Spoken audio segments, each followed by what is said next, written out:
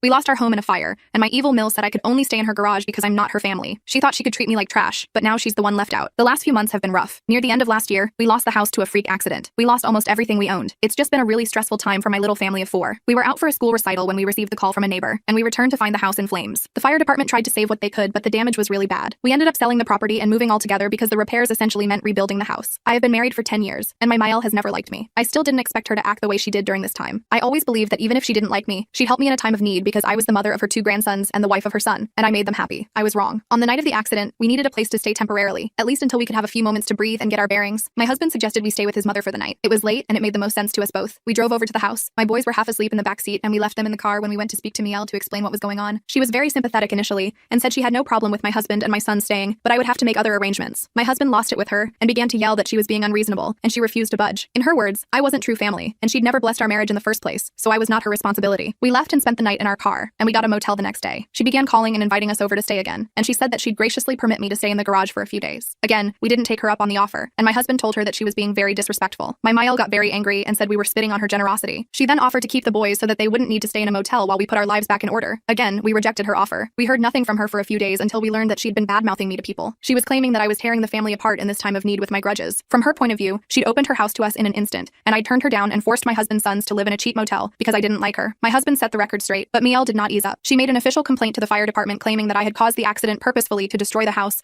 and force the current situation. She said that I was money hungry and had designs on her house, and this was all part of my plan to steal her house from under her. I was taken in for questioning, and I understand why due to the nature of the allegations, but I was cleared off everything as the investigation proved it was an accident, and there was no way someone could deliberately cause the accident.